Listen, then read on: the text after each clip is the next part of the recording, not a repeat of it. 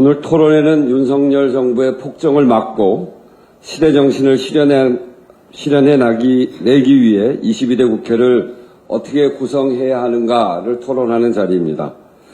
우리는 지난 1년 반 수십 년간 국민이 힘겹게 쌓아올린 민주주의의 성과를 무너뜨리려는 참담한 상황을 직면하고 있습니다. 우리 시대의 시대 정신인 기후위기 극복과 사회경제적 불공정 극복이라는 과제를 무한 퇴행시키는 기득권 세력의 준동이 난무하고 있습니다.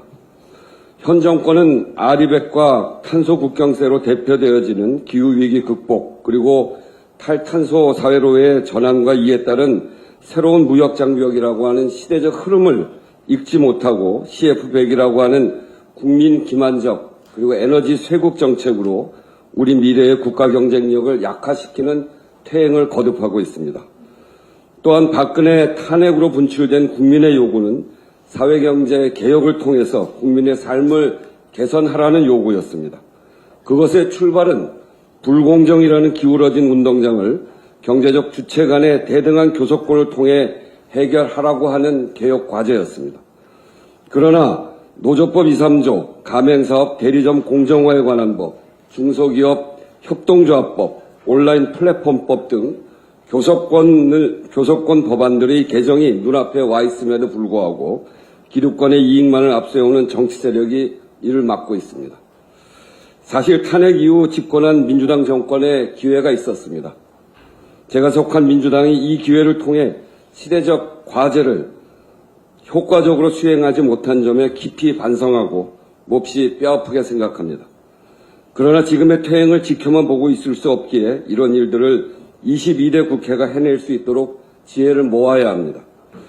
국민의 민심대로 국회가 구성되어야 한다는 원칙을 대통령 결선 투표제와 함께 선거제도의 개혁 방향으로 분명하게 확립해야 합니다. 따라서 병립제로의 회귀는 분명한 퇴행입니다. 양당제로만 국한되는 정치의 한계도 꼭 막아야 합니다. 따라서 최소한 현행 연동제가 지켜져야 합니다. 연동제가 지켜지기 위해서는 결국 위성정당의 가능성을 막아야 합니다. 현행 제도의 맹점에 따른 우려와 현실론 등 다양한 목소리가 민주당에 있고 위성정당을 제도적으로 막는 데 분명한 한계가 있는 것도 역시 사실입니다. 위성정당 방지법의 실효성, 제재수단, 여야 간 합의의 문제, 거부권 등 난제가 많이 쌓여 있고 관련 법을 통과시키더라도 과연 그대로 실현될까 하는 의문들이 있습니다. 21대 선거법 개정 이후 민주당이 위성정당을 만든 것에 대한 비난 목소리가 높습니다. 다시는 이런 퇴행을 반복해서는 안 됩니다. 현행 제도의 이러한 한계와 현실의 우려가 민주당에 있기 때문에 모두에 말씀드린 두 가지 과제를 달성하기 위해 민주당만이 아닌 우리 모두의 결단도 함께 필요합니다. 또한 연동제 유지라는 요구와 소선거구제의 한계로 인한 국민의힘 다수당 등장이라는 우려를 동시에 해결하는 방안이 필요합니다. 지금이야말로 연합을 통한 승리의 길을 모색해야 합니다. 세부적으로 여러 사항들을 검토해 봐야 하겠습니다만 큰 틀에서 현행 제도를 유지하면서 지역정당과 비례연합정당의 역할의 분담이 필요하다고 생각합니다.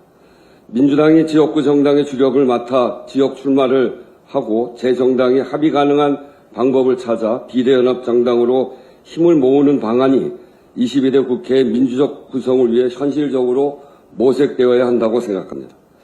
21대 총선에서 민주당이 지역구에서 163석을 확보한 것은 매우 예외적인 상황이었습니다.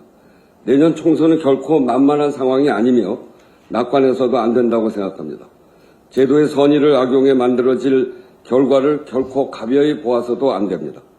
그러한 차원에서 22대 총선을 준비하는 현실적 방안에 대한 냉정한 검토가 필요합니다. 모쪼록 오늘 우리 나라의 민주주의를 만들어 오는데 앞장섰던 비상시국회의와 그리고 야당의 제 정당이 모인 이 토론회에서 많은 지혜가 모아지길 진심으로 기대합니다. 감사합니다.